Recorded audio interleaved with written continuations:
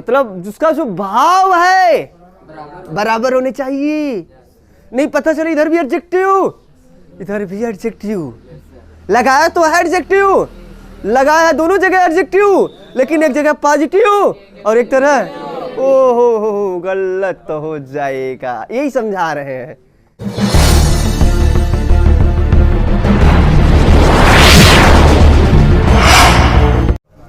तो हम पढ़ा रहे हैं आपको दोस्तों कंजंक्शन। क्या सिखा रहे हैं? कंजंक्शन सिखा रहे हैं। तो कंजंक्शन क्या होता है दोस्त? हम बोले कि कंजंक्शन जो काम करता है जोड़ने का काम करता है। अभी इसके पहले आपको बेसिक चीजें बताया गया, word, phrase, clause and letter. सही बात है ना?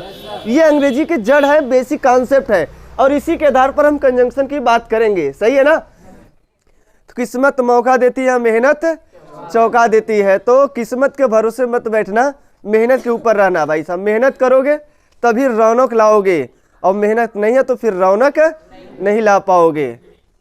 मेहनत भाग्य खोलता है और आलस दुर्भाग्य खोलता है। आइए इसी कड़ी के साथ हम लोगों का जो दोस्तों टॉपिक चल रहा है वह है कंजंक्शन। क्या है दोस्त? कंजंक्शन। क्या चल रहा है? जब तक ये कंजंक्शन चलेगा तब तक हम बातें इसके ऊपर करते रहेंगे कि कंजंक्शन हम क्यों पढ़ रहे हैं, है ना भाई साहब?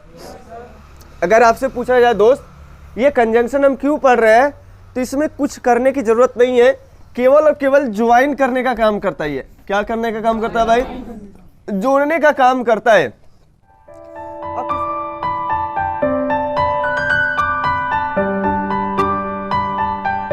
और किसको जोड़ेगा? इंसानों को जोड़ेगा कि मानव को जोड़ेगा कि जानवरों को जोड़ेगा, कुकुर बिलार को जोड़ेगा कि दो दिलों को जोड़ेगा, या हड्डी को जोड़ेगा कि पत्थर को जोड़ेगा? ना हड्डी को जोड़ेगा ना दो दिलों को जोड़ेगा। जोड़ेगा तो अपने शब्दों को जोड़ेगा, वर्ड को जोड़ेगा, फ्रेज को जोड़ेगा, क्लाउड्स को जोड़ेगा। सही है ना? तो इसको पढ़ने से पहले हम आपको समझाए थे दोस्तों, ये जो इंग्लिश है, ये दोस्तों जो इंग्लिश है, इंग्लिश 4 कंपोनेंट से बनी हुई है। कितने कंपोनेंट से? 4 कंपोनेंट से बनी हुई है। अगर हम इसकी पहले कंपोनेंट की बात करें तो अपने पास आता है लेटर। क्या आता है मेरे दोस्त? सबसे शुरुआती की बात करें तो अपने पास पहला वर्ड आता है, वह दोस्तों लेटर है। सही बात है ना? अंग्रेजी के 4 घटक मुख्य होते हैं और उसमें से पहला जो है लेटर है। सही बात है गलत बात है? अगर आपसे पूछा जाए दोस्तों कि लेटर क्या होता है, ABCD किसे कहते हैं, तो क्या जवाब आएगा आपके यहाँ से? आपके यहाँ से जवाब आएगा कि ABCD ये जो लेटर है जेड तक क्या होता है, किसे कहते हैं लेटर? तो जवाब आना चाहिए the written form of sound. The written form of sound is known as letter. मतलब ध्वनि का लिखित रूप ही, ध्वनि का लिखित रूप ही लेटर कहलाता है। सही बात है ना? हम जो बोल रहे हैं और इसी को हम अगर प्रिंटिंग कर दें, लिख दें जो हम कहना चाह रहे हैं, और अगला आदमी समझ जाए, तो ये लिखावट रूप है ना? तो किसका लिखावट रूप है? यह साउंड का। साउंड का रिप्रेजेंटेशन ही क्या कहलाएगा दोस्तों? लेटर कहलाएगा। तो ये पहला खासियत है अंग्रेजी का। अंग्रेजी का 4 कंपोनेंट में से पहला कंपोनेंट है। और दूसरे कंपोनेंट की बात करें तो वर्ड है दोस्तों। क्या है दोस्त? वर्ड्स है। तो सबको पता है कि जितने प्रकार वर्ड किससे मिलकर बनता होता है दोस्तों? ये लेटर से। When combined 2 or more than letters is called words, but it gave complete sense। लेकिन ये पूर्ण मीनिंग देना चाहिए भाई साहब। क्या देना चाहिए? अगर पूर्ण मीनिंग दे रहा है तो हम इसे क्या बोलेंगे? वर्ड्स बोलेंगे। सही है ना? तो वर्ड्स कितने होते हैं दोस्तों? 8 होते हैं। कितने होते हैं? 8 होते हैं। कौन कौन से? Noun, pronoun, adjective, verb, preposition, conjunction and interjection. सही है ना? तो 8 प्रकार के वर्ड होते हैं, 26 तो लेटर होते हैं। कितने होते हैं? लेटर की बात करें 26 होते हैं। सही बात है ना? और इसके बाद हम लोग आए हुए थे फ्रेज दोस्तों। कहां पर आए हुए थे? फ्रेज पर आए हुए थे। फ्रेज कहां पर दोस्त? फ्रेज क्या होता है? जो काम वर्ड्स का होता है वही काम अगर ये ग्रामेटिकली कोई किसी न किसी पार्ट्स ऑफ स्पीच का काम करेगा, किसी न किसी वर्ड का काम करेगा, तभी फ्रेज कहलाएगा। सही है ना? हम कुछ भी लिख देंगे तो वो फ्रेज नहीं कहलाएगा। किसी न किसी पार्ट का काम करना चाहिए, किसी न किसी वर्ड का काम इसी में से करना चाहिए, तभी ये फ्रेज कहलाएगा, न तो वो फ्रेज नहीं कहलाएगा। तो फ्रेज जितने प्रकार के वर्ड होते हैं उतने प्रकार के फ्रेज होते हैं। तो 8 प्रकार के फ्रेज भी होते हैं मेरे दोस्त। कितने प्रकार के? 8 प्रकार के फ्रेज भी होते हैं, 8 प्रकार के वर्ड भी होते हैं, सही है ना। तो नाउन होता है, प्रोनाउन होता है, adjective, verb, adverb, preposition, conjunction, interjection.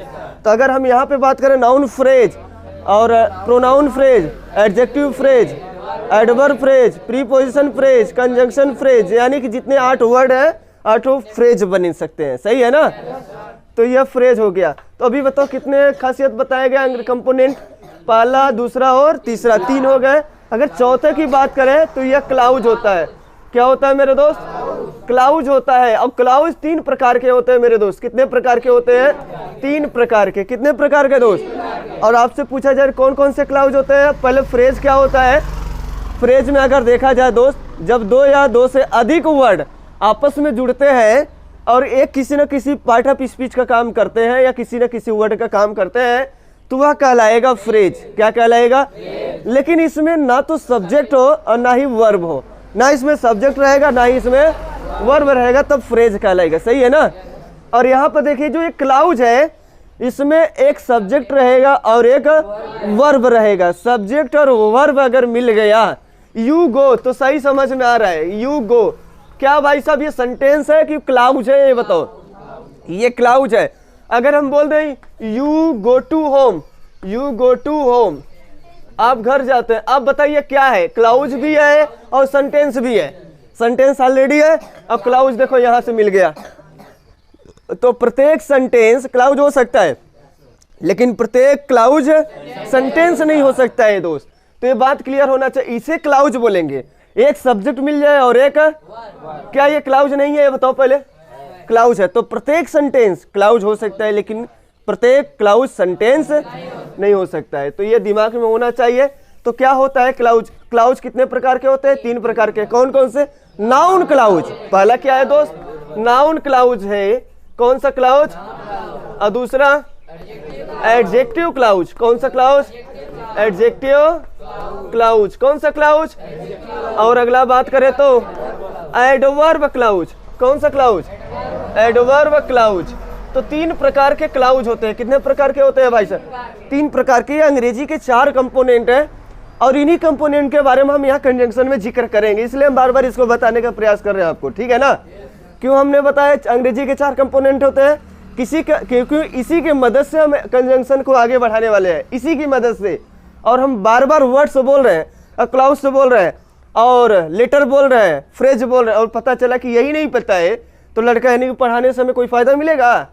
नहीं मिलेगा। हम बार बार बोलेंगे कि वर्डों को जोड़ता है, फ्रेजों को जोड़ता है, क्लाउज को जोड़ता है, सही बोलेंगे? ऐसा ही बोलेंगे, दूसरा बोलेंगे? तो पहले अपनी बात यही क्लियर होना चाहिए ना। अगर हम बोले 2 या 2 से अधिक लेटर, इसमें देखिएगा जैसे इन हो गया, एक लेटर यहाँ हो गया, एक लेटर यहाँ हो गया, सही है ना? सही है कि गलत है? और यह क्या बन गया? वर्ड बन गया। लेकिन वर्ड और कैसे कहलाएगा? जब ये कंप्लीट मीनिंग दे, सेंस इसका निकले। अगर सेंस नहीं निकलेगा तो फिर ये कहलाएगा मीनिंग? वर्ड कहलाएगा? नहीं कहलाएगा। जैसे हमने बोल दिया के एम, वर्ड तो है इसमें, बताओ देखो, लेकिन सेंस दे रहा है? नहीं दे रहा है। तो हम इसे अब वर्ड नहीं बोल सकते हैं। आपको नजर आएगा कि सर यहाँ भी इन था, यहाँ भी 2 शब्द आपने लिखा है, लेटर तो मिल गया है लेकिन वर्ड नहीं बना मेरे भाई साहब, सही है ना। लेकिन अगर इसी का हम मीनिंग निकालना शुरू कर दें, किलोमीटर बोल दें, कियम का मतलब पता ही नहीं क्या है, लेकिन अगर हम बोलना शुरू कर दें, आपको समझा दें, कियम का मतलब होता है किलोमीटर, सही है ना। अगर हम लिख दें जेएन, जेएन लिख दें, इससे क्या समझ में आ रहा है? जेएन से पता नहीं चल रहा है क्या होता है, मीनिंग नहीं निकल रहा है। लेकिन ये किसी का कंस्ट्रक्शन फॉर्म हो सकता है, किसी का शार्ट रूप हो सकता है, सही है ना। क्या भाई साहब, सही बात है गलत बात है? तो ये सब छोटी छोटे बातें हैं भाई साहब, इनको अपने मन में दबा के रखिए समझकर कि जो वर्ड होता है कंप्लीट मीनिंग देगा तभी हम बोलेंगे, जब 2 या 2 से अधिक। और इसमें क्या होगा? In the house, in the field, on the platform, at the platform, मतलब जो भी शब्द बनेगा, चाहे वो एडवर्ब हो चाहे वो नाउन हो, नाउन के साथ नाउन का रिलेशन बनेगा तो नाउन फ्रेज कहलाएगा, सही, ठीक है। नाउन का काम करे तब, वो एडवर्ब का काम करेगा तो एडवर्ब फ्रेज बोलेंगे। तो ठीक है, यहाँ तक क्लियर है। आते हैं कंजंक्शन पर। हम पढ़ा रहे हैं आपको दोस्तों कंजंक्शन। क्या सिखा रहे हैं? कंजंक्शन सिखा रहे हैं। तो कंजंक्शन क्या होता है दोस्त? हम बोले कि कंजंक्शन जो काम करता है जोड़ने का काम करता है। अभी इसके पहले आपको बेसिक चीजें बताया गया, word, phrase, clause and letter, सही बात है ना। ये अंग्रेजी की जड़ है, बेसिक कॉन्सेप्ट है। और इसी के आधार पर हम कंजंक्शन की बात करेंगे। तो अगर हम बोले कि कंजंक्शन क्या होता है तो सीधा सीधा बताएंगे कि सर ये जोड़ने का काम करता है, इसका और कोई काम नहीं है। तो जोड़ेगा किसको मेरे भाई साहब, आइए हम देखते हैं। और जोड़ने से पहले, ये तो जोड़ने का काम करेगा, हम आगे बताएंगे ही बताएंगे, लेकिन सबसे पहले इसका रूट मैप तैयार करना बहुत जरूरी है। क्या जरूरी है दोस्त? रूट मैप तैयार करना कि जो ये कंजंक्शन है, अगर हम बोल दें कि आपको दिल्ली जाना है या लखनऊ जाना है, किस ट्रेन से जाना है, अगर एग्जैक्ट लोकेशन बता दें इसी ट्रेन से जाइए और ये आपको पहले पहुंचाएगा। ट्रेन तो कई ठो जाने वाले हैं, कोई ज़्यादा घूम के जाएगा, कोई किधर से जाएगा, कोई एकदम सुपर फास्ट होगा, कोई सुपर फास्ट होगा। तो सबका काम अलग अलग हो कि एक का है, और सबका टिकट का दाम एक का होगा कि अलग अलग होगा। दिल्ली तो सब जा रहे हैं, तो सुपर फास्ट का पैसा क्यों ज़्यादा लग रहा है, एक्सप्रेस का पैसा कम क्यों लग रहा है, लोकल का पैसा क्यों कम लग रहा है? अब बताइए। तो सबका अलग अलग टाइमिंग है, सब पहुंचाने का जरिया अलग अलग है, इसलिए सबका रेंज क्या होगा, अलग अलग होगा। तो हम लोगों को भी यही काम करना है। किसी भी मंजिल पर पहुंचने के लिए सबसे पहला काम है कि हमें रूट मैप तैयार होना चाहिए। कहीं युद्ध करना है, युद्ध करने से पहले पूरी विचार सोचा जाता है कि कितने सैनिक कहाँ पर रहेंगे, कितने लोग कहाँ पर रहेंगे, ताकि हमारी ये युद्ध छिड़ सके, हम ताकि इस यहाँ पर युद्ध लड़ सकें, ताकि हमारी विजयी हो सके। सही है ना?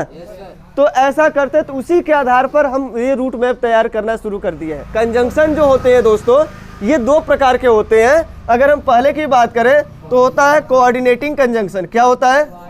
Coordinating conjunction.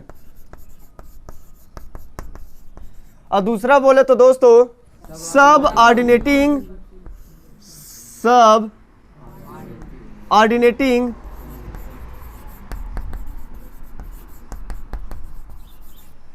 कंजंक्शन।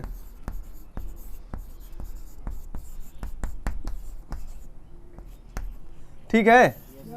कंजंक्शन कितने प्रकार के? कौन कौन से? कौन कौन से दोस्त? हाँ, बहुत अच्छा। इसका काम अलग होगा और इसका काम क्या होगा? मान लीजिए अगर इधर नाउन है तो इधर भी क्या आएगा? नाउन आएगा। इधर एडजेक्टिव है तो इधर भी क्या आएगा? मतलब ये तराजू है, तराजू के दो पहलू है, और इस पहलू में अगर आपने नाउन बैठाया है तो इधर भी आपको क्या करना पड़ेगा? ऐसा नहीं कि इधर नाउन बैठा दिया और इधर एडजेक्टिव बैठा दिया, तुला गड़बड़ हो गया। क्या हो गया? डिसबैलेंस हो जाएगा। एक ज्यादा होगा तो एक, तो हमेशा बराबर करने के लिए इधर भी एडजेक्टिव लगाइए तो इधर भी एडजेक्टिव होना चाहिए। सही समझ में आ रहा है ना? मीनिंग समझिए, आपको एकदम जैसा लगेगा एंड का नजारा समझेगा आप। जो एंड हो गया होता है, बट होता है, नार होता है, और जी शब्द होते हैं ना, तो आपस में ये कनेक्टिंग आपको देना शुरू कर देगा, और आपकी इंग्लिश जो होता है ना, एडवांस लेवल पर ऑटोमेटिक बोलने में मदद करेगा। कौन करेगा ऐसा? बस कंजंक्शन। इसी की मदद से हम सेंटेंस को क्या करते हैं दोस्तों? आगे बढ़ाते हैं। तो हमेशा ये तुला के समान होता है। तो आपको अगर इसमें बोलना पड़ेगा, जो ये कंजंक्शन होते हैं, कौन कौन से? Coordinating conjunction. कितने होते हैं? तो मुख्यतः 4 होते हैं मेरे भाई साहब। कितने होते हैं? मुख्यतः 4 होते हैं। कौन कौन से भैया साहब? बट बोल दीजिए, बट बोल दीजिए, एंड बोल दीजिए, आर बोल दीजिए, आर बोल दीजिए, और नार बोल दीजिए। ये 4 मुख्य होते हैं। कितने होते हैं भाई साहब? ये 4 ठो मुख्य रूप से केवल कोऑर्डिनेटिंग कंजंक्शन होते हैं। कोऑर्डिनेटिंग कंजंक्शन कितने होते हैं? टोटल 4 होते हैं। यही मुख्य रूप से होते हैं। अगर 2 और होते हैं इसमें एक कड़ी को जोड़ने के लिए, लेकिन वो होते नहीं, लेकिन बनाया गया है। आपको समझना है, मुख्यतः 4 ही होते हैं। ठीक है ना? तो अगर इसमें वो जो एडवांस लेवल के थोड़े से आ गए हैं, इनको मान लिया गया, वो फार है और 8 है, YET 8। क्या है भाई साहब? 8 मान लें। दूसरा क्या है? 8 है। तो ये मिला के टोटल कितने हो गए आप? 6 हो गए टोटल। अगर हम बात करें, मुख्य रूप से 4 होते हैं। मुख्य रूप से जो जानना है, हर जगह विख्यात है, हर जो चीज़ें होता है, तो 4 ही होते हैं, लेकिन 2 ठो मान लिया गया है, फॉर और 8 को। तो बताइए आपको कंजंक्शन में जो कोऑर्डिनेटिंग कंजंक्शन है, पढ़ाई किसके ऊपर करना है? केवल इन 4 कंजंक्शन के ऊपर पढ़ाई करना है जबरदस्त तरीके से। अगर बट का जो काम होगा क्या हुआ? एंड करेगा। करेगा क्या वह? नहीं। लेकिन किस बिरादरी के है? सेम बिरादरी के है। जो काम यह करेगा वह काम वही काम करेगा वो भी, लेकिन इसकी क्वालिटी और इसकी क्वालिटी में अंतर रहेगा। अब यह अनुकूल चीजों को बताता है तो यह प्रतिकूल चीजों को बताएगा। ये भी एडजेक्टिव जा रहा है तो ये आगे भी एडजेक्टिव आना चाहिए, नहीं तो गलत हो जाएगा। बट भी कैसा जोड़ता है शब्दों को? इधर नाउन फ्रेज है तो इधर भी क्या आना चाहिए? नाउन फ्रेज होना चाहिए। इधर वर्ब फ्रेज है तो इधर भी क्या आना चाहिए? वर्ब फ्रेज होना चाहिए। तो सेम प्रकार के तो वर्ड को जोड़ रहा है, लेकिन प्रतिकूल दिखाते हुए। अभी हम इसकी बात नहीं कर रहे हैं, बस आपको समझाने का प्रक्रिया बता रहे हैं, ठीक है ना? इसके अंदर नहीं जा रहे हैं, हम आपको समझा रहे हैं कि ये शब्द में अंतर कैसे है, कि इसका काम अलग है, इसका काम लेकिन है सेम बिरादरी के। इसके पहले भी एडजेक्टिव आएगा तो इसके इधर भी एडजेक्टिव, इधर वर्ब है तो इधर भी। तो क्या बट के इधर अगर वर्ब है तो इधर क्या दूसरा आएगा? नहीं, इसका काम भी वही, लेकिन इसका थोड़ा सा रूपरेखा अलग है। यह प्रतिकूल अनुकूल, यह प्रतिकूल चीजों को बताता है। प्रतिकूल का मतलब समझते हैं? यह अनुकूल, अनुकूल का मतलब उसी की दिशा में, पॉजिटिव। इसका मतलब होता है पॉजिटिव सेंस, इसका मतलब होता है पॉजिटिव सेंस, और जबकि इसका मतलब होता है निगेटिव सेंस होता है। अगर इधर पॉजिटिव है तो आगे नेगेटिव, अगर इधर नेगेटिव तो आगे पॉजिटिव। तो ये विपरीत चीजों को जोड़ने का काम करता है। जोड़ तो रहा है, इधर भी एडजेक्टिव है इधर भी एडजेक्टिव है, लेकिन एक तरफ नेगेटिव एडजेक्टिव तो दूसरी तरफ पॉजिटिव एडजेक्टिव। तो ऐसा हम इसके अंदर नहीं जा रहे हैं, आपको केवल एक रूपरेखा दे रहे हैं कि काम कैसे अलग है। नहीं कहेंगे सर एंड का काम यही, इधर भी एडजेक्टिव इधर भी, तो बट क्या करेगा? बैठ कर बट भी वही काम कर रहा है, लेकिन इसकी थोड़ी सी प्रॉपर्टी अलग है। उस चीज को समझिए। यह निगेटिव दे रहा है और ये क्या दे रहा है? पॉजिटिव दे रहा है। सही समझ में आ रहा है ना? आ रहा है? हम बोल रहे हैं कि आकाश इंटेलिजेंट है, ब्रेव है एंड ऑनेस्ट है, बट अगली, बट पुअर। लेकिन एक टैलेंट ही नहीं है इसके अंदर, दिखने में खराब है। कैसा है? हर चीज से बढ़िया है, लेकिन एक चीज से मार खा गया। तो क्या एंड आएगा कि बट आएगा? आपके सिवा यही है ना, एंड बट, और खोल के दिमाग को रख देंगे आपका। क्या होता है एंड और क्या होता है? बोलने में बड़ा मदद करते हैं ये सब चीजें। और एंड हो गया, हम बोले बहादुर भी है, इंटेलिजेंट भी है, और आगे लगाना है मुझे नहीं पता है, और मैंने डाल दिया ऑनेस्ट डाल दिया। बीच में क्या आएगा? एंड आएगा कि बट आएगा?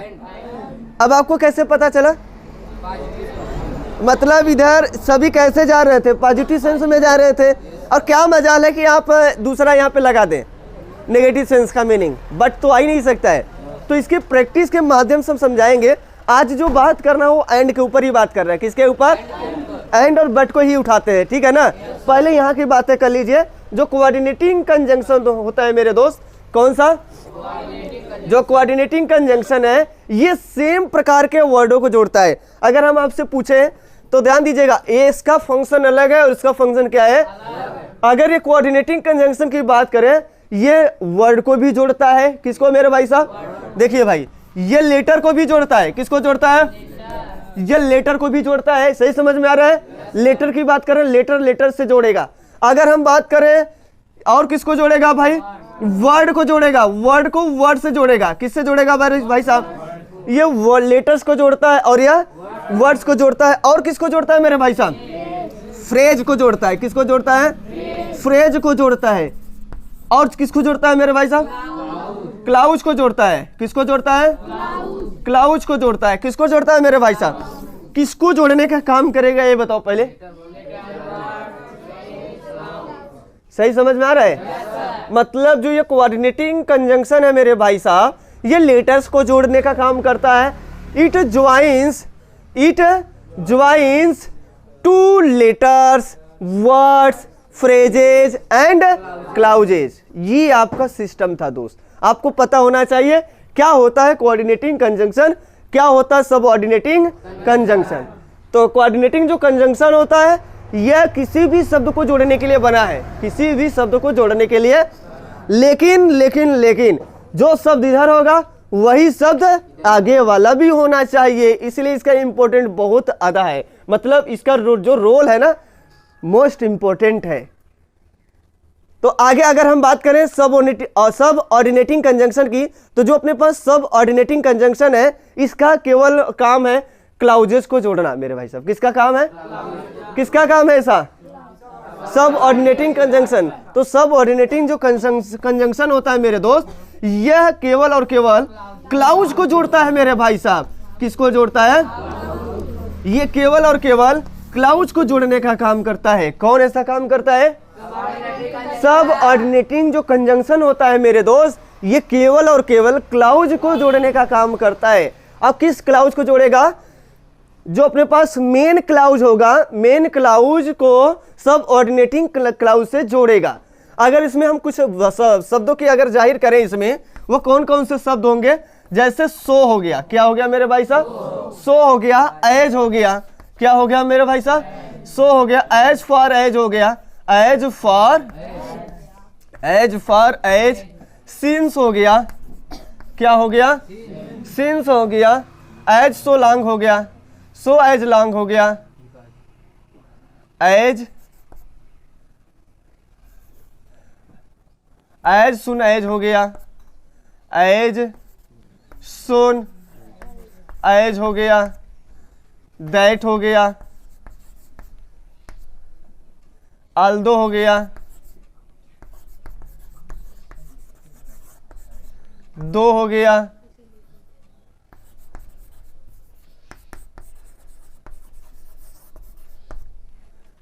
ठीक है ना? तो अगर हम ये जो शब्द कुछ जाहिर किए हैं, यहां से अगर हम बात कर दें यहां पे, तो यह क्या समझ में आ रहा है? इससे यह समझ में आएगा सर कि ये जो शब्द आएंगे, इसका मतलब है कि ये केवल और केवल क्लाउज को ही जोड़ेगा। किसको जोड़ेगा? इसीलिए हम आपको पढ़ा रहे थे, जब दैट पढ़ा रहे तो दैट क्लाउज बार बार बोलते थे। क्या बोलते थे? That clause. क्या बोलते थे बार बार? क्या बोलते थे? दैट बोलते थे या नहीं बोलते थे? तो हम कहे दैट से अगर चालू हो रहा है, तो दैट से चालू होगा तो मतलब आगे क्या आएगा? क्लाउज आएगा, सेंटेंस आएगा। जब दैट लिखा जाएगा मेरे भाई साहब, तब आगे आएगा क्या चीज मेरे? क्लाउज आएगा, पूरा सेंटेंस आएगा। तो आपको यही बात जाहिर करना है कि ये क्यों समझाया जा रहा है। अपनी बात को एक्सप्रेस करने के लिए, अपनी बातों को आगे बढ़ाने के लिए, कनेक्टिंग करने के लिए, ताकि हमारी जो बात है वो कंटिन्यू आगे बढ़ सके। नहीं तो वहीं स्टॉप हो जाएगा। सब अगर शब्द नहीं पता है तो आप बात जाहिर नहीं कर पाओगे, आपकी बात क्या हो जाएगा? स्टॉप हो जाएगी। सही है ना? अब इसके अंदर खासियत, ग्रीन बोर्ड खाली नहीं है, थोड़ा सा नोट करिए, फिर हम थोड़ा सा आगे चले। अगर इन दोनों में अगर डिफरेंस की बात करें दोस्त, तो इन दोनों में जो डिफरेंस होगा वह डिफरेंस बनकर क्या आएगा? वह डिफरेंस बनकर क्या आएगा? अगर हम पहले पॉइंट की बात करें इसमें, तो सबसे पहला काम कि ये जोड़ने का काम करता है। तो लेकिन किसको किसको जोड़ेगा, उसकी बात को जाहिर कर रहे हैं। कोऑर्डिनेटिंग कंजंक्शन का काम क्या है? तो अब लिखेंगे it joins, it joins two letters, letters, words, words, phrases, phrases and clauses, clauses। ठीक है ना? किसको किसको जोड़ने का काम करता है भाई साहब? तो ये सभी को जोड़ने का। और जबकि ये दोस्तों क्या करेगा? किसको जोड़ने का काम कर? केवल और केवल क्लाउज को जोड़ेगा। ठीक है ना? तो लिखेंगे इट ज्वाइंस, इट ज्वाइंस अ सब ऑर्डिनेटिंग, अ सब ऑर्डिनेटिंग, ऑर्डिनेटिंग। और दूसरी बात, अगर हम इसकी बात करें और जाहिर करें, तो ये कभी भी स्टार्टिंग में नहीं आता है मेरे दोस्त। यह सेंटेंस के कभी स्टार्टिंग में नहीं लिखा जाता। जो ये शब्द अभी हमने जाहिर किया था, चार्टो, स्टार्टिंग ऑफ द सेंटेंस में कभी ये नहीं लिखा जाता। इसका बात हमेशा नोट रखना अपने मन में। तो जो होता है लिखेंगे it, it never, never comes, it never. अब देखिए हमने डू नॉट नहीं यूज किया है, नेवर का यूज किया है। नेवर माने हमेशा के लिए नहीं, यानी कि हमेशा के लिए ही नहीं होगा ये बात। ठीक है ना?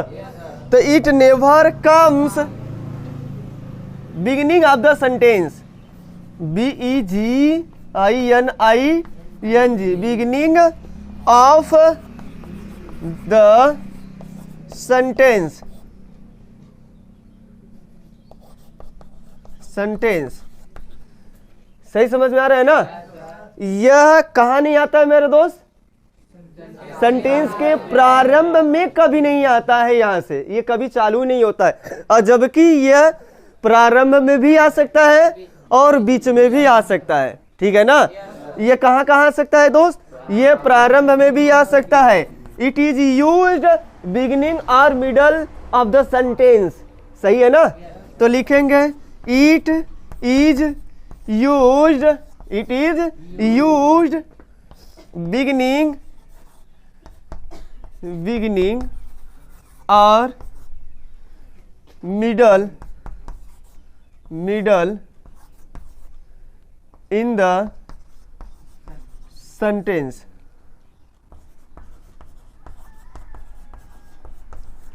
यह सेंटेंस के शुभारंभ में भी आ सकता है और बीच में भी आएगा।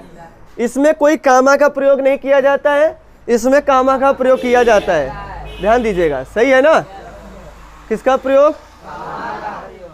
ठीक है। तो ये दो बात अगर क्लियर हो गया होगा तो फिर बताइए, आज हम जो शब्द उठा रहे हैं वो एंड उठा दे भाई साहब। एंड के ऊपर बात किया जा रहा है। किसके ऊपर बात किया जा रहा है? बहुत खास तरीके से, ठीक है ना? अगर आपसे पूछा जाए, या अक्सर एग्जाम में पूछा जाता है, हाई लेवल के एग्जाम में, अब जैसे आप आगे की तरफ बढ़ते हैं तो एग्जाम में बार बार पूछा भी गया है, एंड बताओ कौन सा कंजंक्शन है, एंड बताओ कौन सा कंजंक्शन है। तो आपको सीधा सीधा जवाब देना है कि जो एंड है सर, यह होता है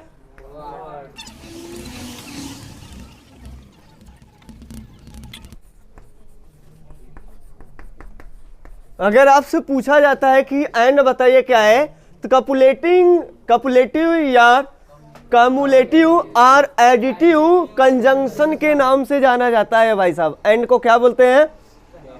कपुलेटिव। कपुलेटिव का मतलब होता है संयोजन। क्या होता है भाई साहब? संयोजन, समझते हैं ना? जोड़ना। क्या कहते हैं? जोड़ना, जोड़ने का काम करता है, तो इसका नाम ही यही है। एंड को कपुलेटिव कंजंक्शन बोला जाता है, या तो कम्युलेटिव कंजंक्शन बोला जाता है, या तो एडिटिव कंजंक्शन बोला जाता है। कौन कौन सा कंजंक्शन? चाहे जो नाम सब एक ही है, मतलब तीन तो लिखा, तीनों का मतलब सेम सेम है, चाहे हम कपुलेटिव बोले, चाहे कम्युलेटिव बोले और चाहे एडिटिव बोले। बात सही समझ में जाहिर हो रहा है ना? कुछ कुछ पॉइंट समझ में आ रहा है कि नहीं आ रहा? पहले यह चीज जब संचय हो रही है, एक चीज से दूसरी चीज में जुड़ेगा, उसे बोलते हैं कम्युलेटिव। क्या बोलते हैं? और वही चीज को हम बोलते हैं एडिटिव। मीनिंग समझ में आ गया ना? बहुत अच्छा। और इसी लिए इसको बोला जाता है, अगर सीधा सीधा लिखा जाए तो कपल बोला जाता है। क्या बोला जाता है? कपल के नाम से जाना जाता है। क्या कर देता है? और ये बन जाता है प्लूरल। क्या बन जाता है भाई साहब? प्लूरल। और हमेशा के लिए याद मत कर लेना कि प्लूरल बन जाएगा। वेन कॉमन नाउन रहेगा तब, कॉमन नाउन रहेगा तब, और प्रॉपर नाउन रहेगा तब, प्रॉपर नाउन रहेगा, कॉमन नाउन रहेगा तब की बात कर रहे हैं। मटेरियल नाउन ना हो भाई साहब, मटेरियल नाउन में भी होगा, अगर हम अलग अलग चीज दिखा रहे हैं तब तो प्लूरल होगा। अब बात क्या करना चाह रहे हैं आप यहाँ पे, ठीक है ना? तो अगर ये प्लूरल होता है, जरूर बनाता है, लेकिन आपको समझना है कब सिंगुलर बन जाता है, ये आपको बताया गया था। आर्टिकल आया तो प्लूरल, आर्टिकल नहीं आया तो वो दोनों बात एक ही हो रहा है, ठीक है ना? माई मदर एंड टीचर, क्या लिखा? My mother and teacher, my mother and teacher. Is की आर, अभी बताओ। Is my best friend, is my best friend, is my best friend. अभी मुझे बताओ, ये जो शब्द है, अभी एंड का फंक्शन बताएंगे भाई, शुरुआत कर रहे हैं। आपको एक नजारा दिखा रहे कि प्लूरल वाली बात हो गया, पता चला हर जगह प्लूरल ही समझे तो बड़ा गड़बड़ी हो जाएगा। अभी हमने आर्टिकल का गेम होता है यहाँ पर। किसका गेम होता है? अगर माई मदर एंड टीचर, मतलब जो मेरी माँ है और वही मेरी टीचर भी है, नहीं तो फिर यहाँ आर्टिकल आ जाता है, क्या आ जाता है यहाँ पे तुरंत, my mother and my teacher, तब ये लिखते हैं हम। अगर दो लोग होते हैं तो दो लोग नहीं है यहाँ पे, दो लोग तो है लेकिन है तो एक ही व्यक्ति। एक ही व्यक्ति के तमाम गुण, आपके कई चीज हो सकते हैं, आपके दादा हो सकते हैं, मम्मा हो सकते हैं, मौसी हो सकते हैं, मतलब एक चीज का कोई भी रिलेशन ले लीजिए, भैया क्या हो सकते हैं, आपके पापा के समान भी हो सकते हैं, बड़े भाई के समान जो होते हैं पापा के समान होते हैं, सही है ना। तो उसको समझिए यार, यहाँ समझिए यहाँ पर। तो बताइए एक ही लोग है यहाँ कि दो लोग हैं, लेकिन एक ही लोग का गुण कितना है, दो है।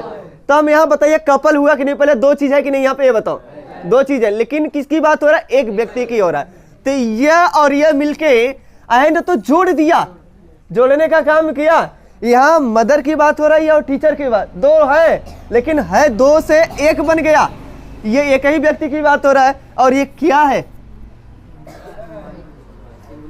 नहीं आया, हम बोल रहे हैं जो मेरी माँ है वही मेरी क्या है, अध्यापिका भी तो वही है ना, दूसरा कोई है, और वही क्या है, मेरी सबसे अच्छी दोस्त है, दोस्त दोस्त, सही है।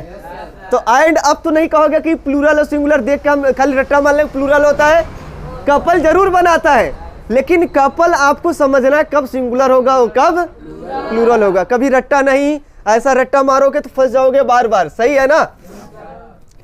तो इस बात को जाहिर करना है, अपने आप को समझना है। और जो ये एंड होता है मेरे दोस्त, हमेशा और हमेशा सेम मीनिंग देता है। और ये किसको जोड़ेगा मेरे भाई साहब, ये जोड़ने का काम करता है it joins.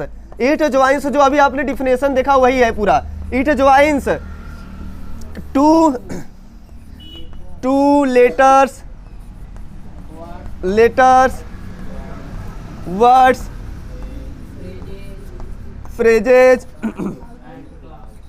Phrases and clauses, सही है ना।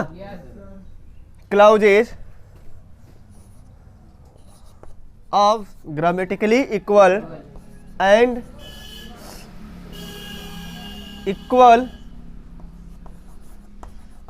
Equal sense and equal. अब जाके बात पूरा जाहिर हुआ कि एंड क्या बताता है, सही है ना। अभी देखो, it joins two letters words phrases clauses, किसको किसको जोड़ता है, इतने को जोड़ने का काम करता है। देखो सेम वर्ड, इधर भी अगर नाउन है तो उधर भी नाउन, ये हो गया काम, सही है ना। इधर और यह किसको जोड़ता है भाई साहब, यहाँ पे देखिए ग्रामेटिकली कैसा होना चाहिए, इक्वल होना चाहिए, ग्रामर रूप से, वही ग्रामर रूप से बोल रहे हैं। इधर नाउन है तो उधर भी, इधर क्लाउड, इधर अगर वर्ब है तो आगे भी, इधर एडजेक्टिव तो आगे भी एडजेक्टिव, सही है ना। और इक्वल सेंस मतलब जिसका जो भाव है बराबर होने चाहिए, नहीं पता चले इधर भी एडजेक्टिव इधर भी एडजेक्टिव, लगाया तो है एडजेक्टिव, लगाया दोनों जगह एडजेक्टिव, लेकिन एक जगह पॉजिटिव और एक तरह हो गलत तो हो जाएगा, यही समझा रहे हैं, समझ में आया। लेकिन ये बट वाला जब लिखोगे, बट डिफरेंट सेंस, समझ में आ रहा है ना। इधर पॉजिटिव होगा तो सब चीज रहेगा, बस यही चेंज रहेगा, तो हम वहां समझाएंगे, बात जाहिर कर देंगे। पहले एंड समझा रहे, एंड को समझो अच्छे से, नहीं आ रहा है, जा रहा है कुछ कुछ कि पूरा। तो हमने क्या समझाया, पहले ये बताओ, it joins two letters words phrase clause of the grammatically equal and equal sense, ये बात पहले जाहिर हुआ ना। ग्रामर रूप से कैसा होना चाहिए, लेटर इधर लेटर तो उधर भी क्या आना चाहिए। अगर हम यहाँ एंड लिखे हैं और इसके पहले अगर हमने लिखा है नाउन, तो इधर बताओ आगे भी क्या आएगा, नाउन तो लिख दिया, सही बात है, सेम लिखा, लेकिन इधर वाला नाउन अगर अच्छा है तो इधर क्या हो जाएगा, इधर भी अच्छा होना चाहिए, इधर बुरा नहीं होना चाहिए, नाउन नहीं खराब हो जाएगा, गड़बड़ हो जाएगा। इधर एडजेक्टिव लगा दिया, इधर एडजेक्टिव पॉजिटिव लगा, इधर एडजेक्टिव नेगेटिव लगा दिया, तो एंड आएगा कि बट आएगा, इसके लिए बट बना है, इसके लिए एंड नहीं, यही एंड का काम है, समझो। इक्वल सेंस, जो कहने का भाव रहेगा सेम सेम होना चाहिए, सही है। तो प्रैक्टिस पे चले आप। शाबाश। और ये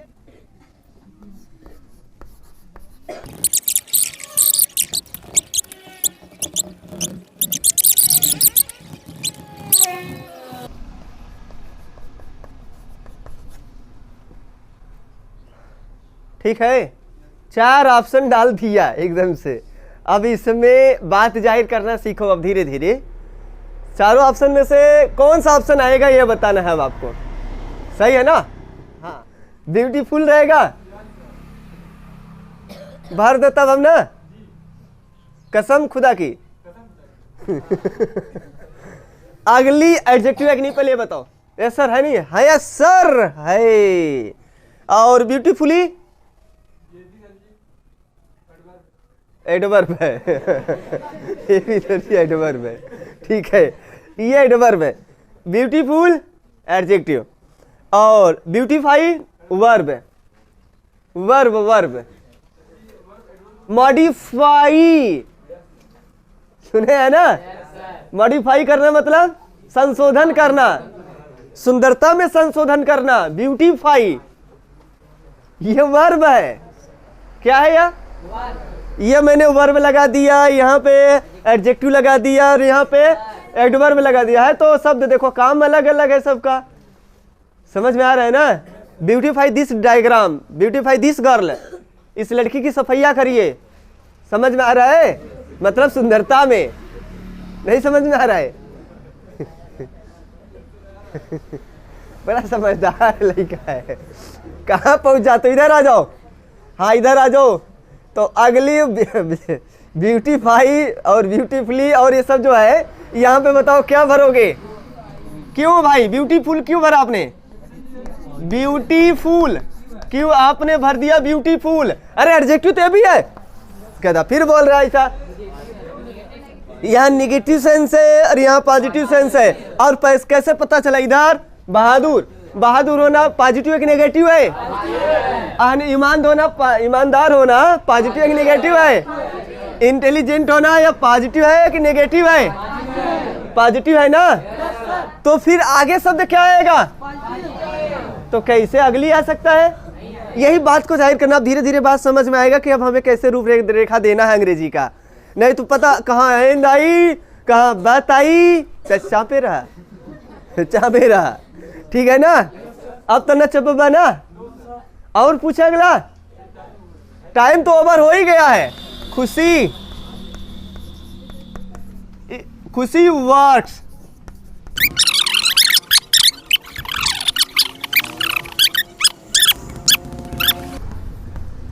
अब इस बार जो बता देंगे आप ना, तो आपके लिए पुरस्कार मिलेगा। एंड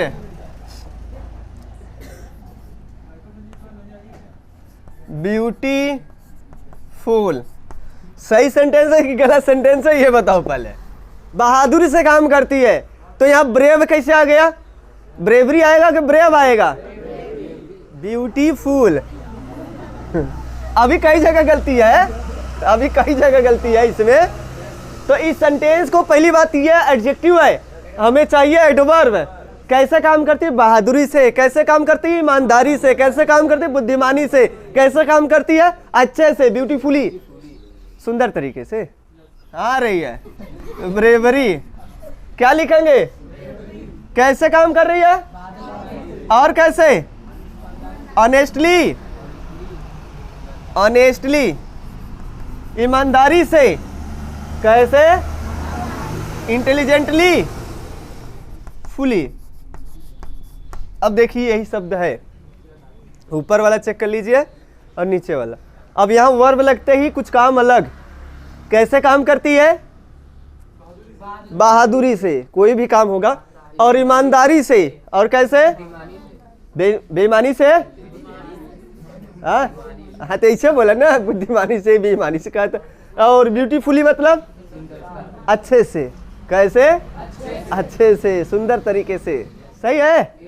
अगर यहीं पे लगा दिए होते, मतलब ये जो ब्यूटीफुल है, अगर हम यहीं पे लगा दे अगली लगा दे और यहाँ पे पूछा आपसे क्या भरा जाएगा, और फुल स्टॉप लगा दिया यहाँ पे, खुशी है, कैसी है? बहादुर लड़की है, ईमानदार भी है, अब बुद्धिमान भी है, लेकिन उसके अंदर एक टैलेंट ही नहीं आई, वो खराब दिखती है। कैसी दिखती है? खराब दिखती है, ये टैलेंट ही नहीं आया। तो आप बताओ यहाँ एंड लगा सकते हैं? क्यों नहीं लगाओगे एंड? क्यों नहीं लगाओगे? इधर देखो, इधर पूरी बात पॉजिटिव सेंस से जा रही है और उधर की एक बात उसके अंदर खराबी आ गई। खराबी आई ना, तो यहाँ पे क्या आएगा? बट आएगा मेरे भाई। अब बाकी सीन कल से, बाकी सीन कल से। स्टॉप ना, शाबाश।